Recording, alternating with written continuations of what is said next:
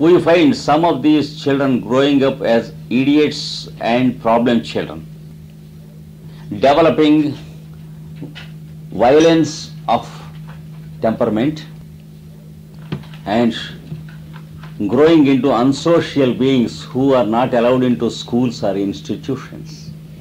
They grow into cheats, thieves and liars. They live as menace to society. What makes the difference? If the scientific way of bringing up children were to be the reason, if that were to be the only reason, all children who are brought up well should come up well and behave well. But the experience is otherwise. A father of 4 children, excuse me, in countries like India, because here in Europe we find very little number of people who are fathers of 4 children. In India we are many. I am a father of 6 children. Of course I am not ashamed of accepting it, because I am a father of ideal children who have grown up into ideal citizens of India. Many times we find the parents of children more than one finding their children developing into different ways of mentality and different ways of living. Except astrology, this can never be explained by anything else.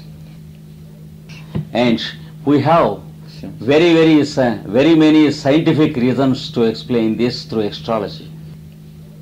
Astrology necessitates the understanding of the evolution of the mind of man, and also a better understanding of the evolution from the animal kingdom to the human kingdom, which I am sorry to say the present day biology has no stature to explain. But for ages in the past, astrology has been able to explain these mysteries.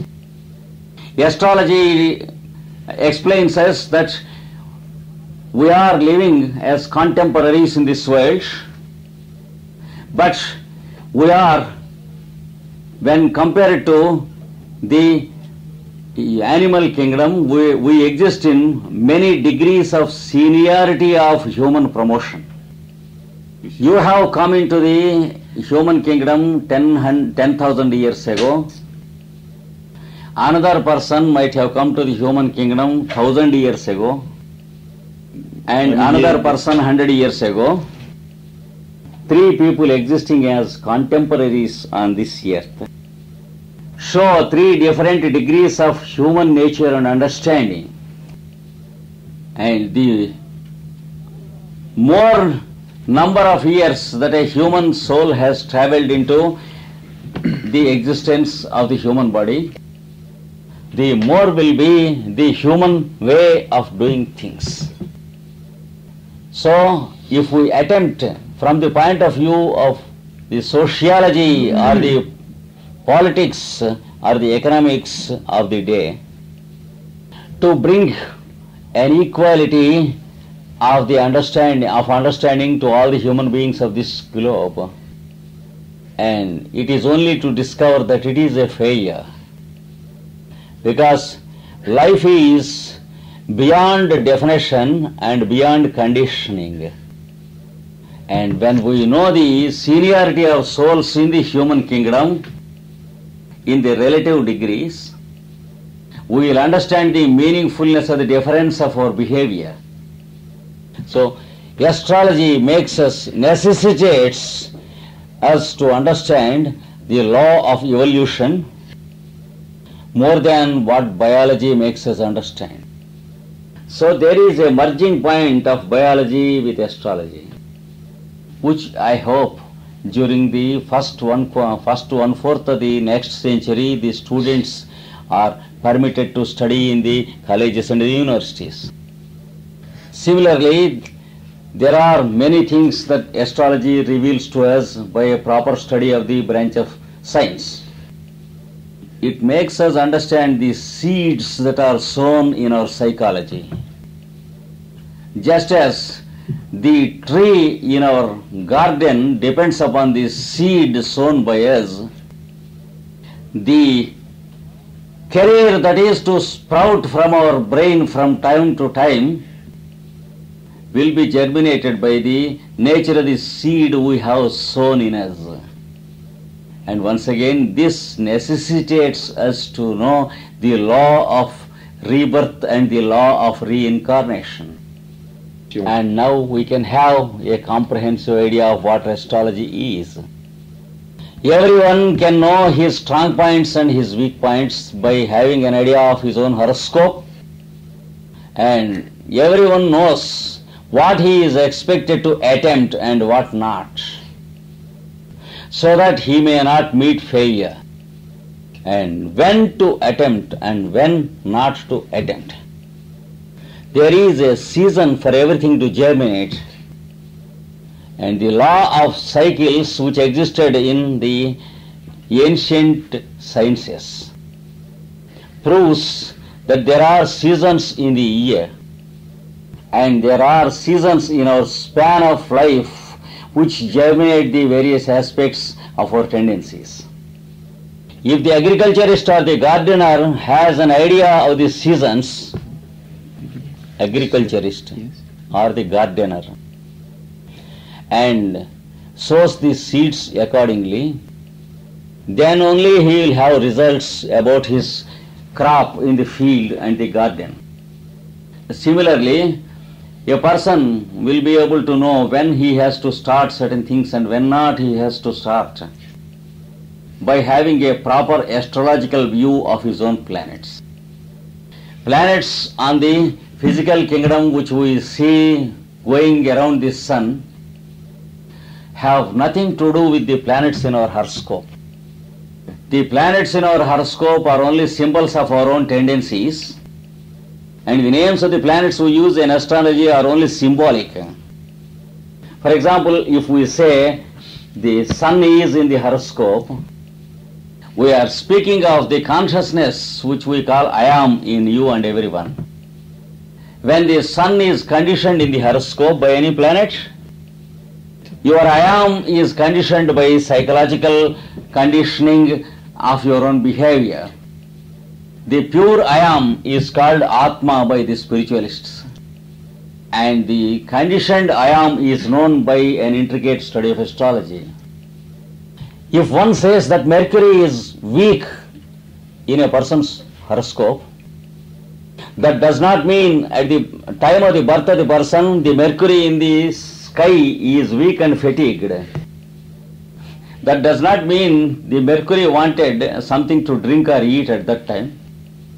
But by Mercury in the horoscope we mean that the power to express what he feels, the psychological faculty to express what one means, is known by the symbol which we call Mercury. So the name of every planet in astrology is only symbolic of the tendencies of the human psychology. And by knowing the horoscope, we will know the psychological pattern of the individual, and the mode of his behavior will be known and be predicted. That does not mean that everything can be predicted. If a gentleman goes to the astrologer and says, my wife is carrying, I want to know if I will have a male child or a female child. The astrologer has nothing to say unless he happens to be a fool. The only reply the astrologer can give is, what month of pregnancy your wife is passing, he should question. If the husband says she is passing 8th month of pregnancy, the most scientific answer should be, wait for 2 more months, you will know whether it is male or female. There are people among astrologers who still believe and claim that they can tell you by seeing the horoscope if it is a female or a male. See how wonderfully foolish it is. the horoscope is cast at the time of the birth of the person, but the sex of the child has never been decided at the time of birth. It was long decided at the time of fertilization, and that too as far as the present human scientific mind knows. But if science were to be advanced more in the next century, we will understand that the sex of the would-be child is being decided long before the fertilization. So is it true that an astrologer can say by seeing the horoscope at the time of birth whether it is a male or a female child? If anyone claims so, I will be among his first disciples to know it. But the purpose of astrology is different. It is not to make a fun of it. We can know about ourselves. Just as we have psychoanalysis, we should have astroanalysis. And we should use it best for the purposes of compatibility of two persons, where the tabulated results are infallible even today. If two persons were to be the partners in business, or to continue as friends, if we make a comparative study of the two horoscopes and know the desirability or otherwise of the compatibility, if we know whether they are compatible or not, then about 1/3 of the evil of the psychological plane in the modern day will go away. It is not out of place if I say that among the traditional families of India, we make a strict comparative study of the two horoscopes that are to be married, and we select or reject accordingly. And then when they are selected as per the astrological compatibility, then the girl and the boy are allowed to make an interview, and then if they like each other, the marriage takes place. The result is quite evident if you take statistics of the court of law in India. Because though the law permits that a lady or a male can have a divorce from his partner, the statistical records show that only 0.02% of divorces are there in Indian families. So it is a matter of statistics and not imagination. And if we use it for the sake of business and other more important matters, and the selection of the subjects for a boy to make a student, so that the boy may have a successful career as a student, then we see that the number of failures will be reduced. Such is the real value of astrology. Of course, in this field of spiritualism, the value is more. Of course, it cannot be explained in one lecture. What I remark about prediction is that there is an amount of predictability in the lives of people, but the very purpose and the principle of life is beyond prediction. So goes the world. If I say tomorrow evening I will deliver a lecture in Malin, it is a prediction because it is a programmed fact. Just as our mind programs, there are layers of mind to this earth which program. Anything pre-programmed can be predicted through astrology. And anything that is not programmed can never be predicted or prophesied by either astrology or any other method. Suppose I say, let us meet at Malin tomorrow. But suppose tomorrow there is a notification that no one should stir from any one of his cities to another towns or city. Then my prediction goes wrong. And we say, we meet next year. It is true to some extent, we will meet next year. And if a professor of a university says, you come and meet me at 10 o'clock tomorrow morning in my university because I am having a class by that time, then after half an hour it is notified by the principal that all the classes were cancelled, because the principal wanted all the professors to gather with him. The programming goes wrong. And suppose the next morning the Vice Chancellor of the university wanted the principal to be present with him for a special meeting, then his program goes wrong. And if the Vice Chancellor were to urgently and unexpectedly meet the mayor of the city or the minister, the program of the Vice Chancellor goes wrong, false. And if the weather does not permit the minister to go to his office, the program of the poor minister goes wrong. So always there are layers and layers of causes and effects on this earth. Remember, nature always has a way of doing things. A higher purpose always cancels the lower purpose for the time if it is required.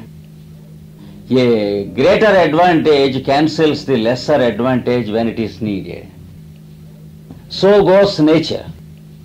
So goes the wise man who observes nature and follows it. He is the only man who is successful in his life, whereas all others are victimized to their own conditionings or beliefs. When the motive were to be the betterment always the advantage on a greater plane, then the human being is always progressive and one with nature. But whenever he thinks that he is wiser than nature, the result is war and destruction.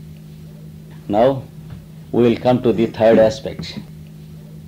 After understanding that life is not a hard and fast formula, after understanding that life is always a novelty which can be understood through prediction, but at the same time which is always novel and there is something unpredictable about life, so then we can know the true nature of astrology. That's why the masters on the higher plane understand astrology on a broader sense. The spiritual masters never believed that astrology was intended to have predictions. Whether it is to an individual or to the world, predictions are only probabilities, and life is always more mysterious than anything that can be predicted. Of course, there are world predictions which are coming true day by day. Many seers and many masters of astrology have predicted 3 great world wars in the 20th century. And 2 of them came true, exactly according to the date. I think you know a master in world predictions named Kiro, who was unfortunately considered to be a fellow who predicted things to people. He was simply understood as an astrologer, but he was a seer at the time. He predicted precisely the year, month and date of the breaking out of the First World War. And within the next few months, the World War broke out as he predicted. And the book contained many prophecies and predictions up to the end of the 20th century.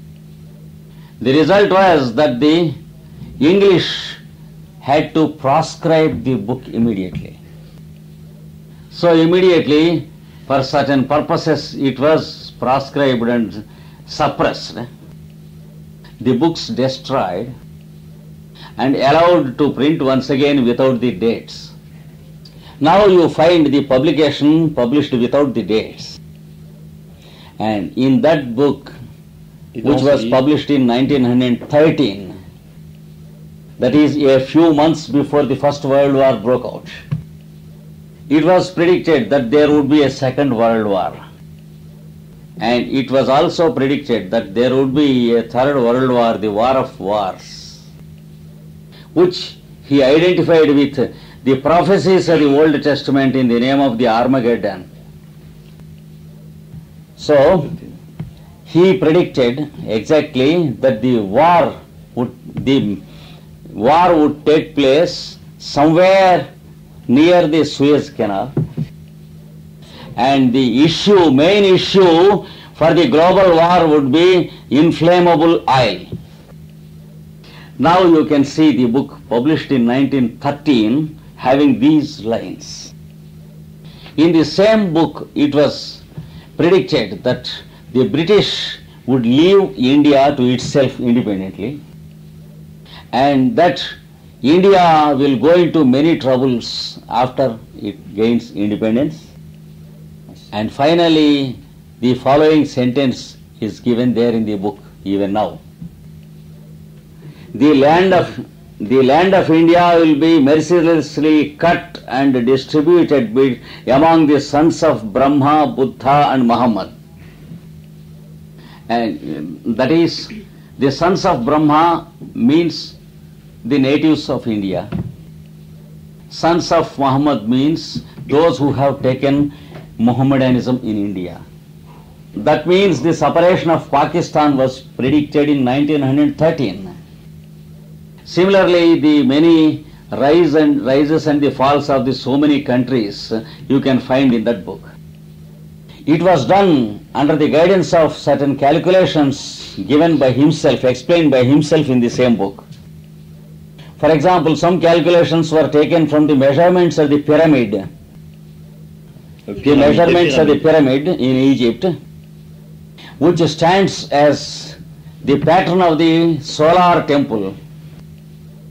That means the temple of the solar temple, which means the astronomical solar year on this earth.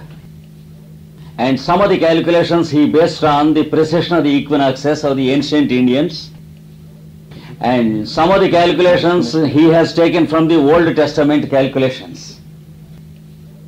So, this is the proper use of astrology, and we see many modern seers observing the future through other dimensions than astrology. There are some who has observed their own visions in crystals, glass crystals, or a tumbler full of water, into which they gazed and looked intently, and they could write books exactly according to the exactitude of the future. And also there are seers who have seen in visions and dreams that the trend of things would be like this. They have recorded their own visions also, and we see how Nostradamus had his own visions and how he put everything on paper and made a book of it.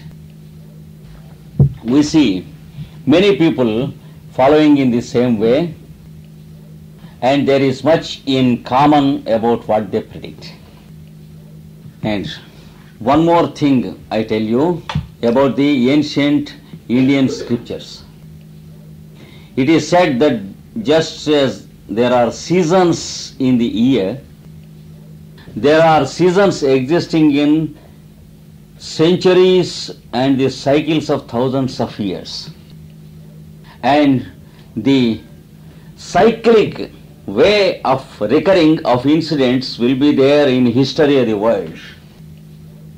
When you know the periodicity of a particular cycle, when you record the world history of one cycle, then the next cycle can be predicted.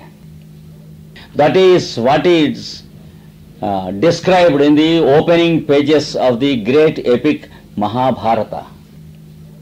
And then it was described how this was used as a key into the future in the same book. And the computation of the ages, which they call yugas, exist to predict and prophesy these things. The computations of the ages, the calculations of the ages and the yugas are used in the ancient scriptures of India to know these things by way of prophecy and prediction. But above all, one thing is said in the same books, that life is essentially divine in its nature, and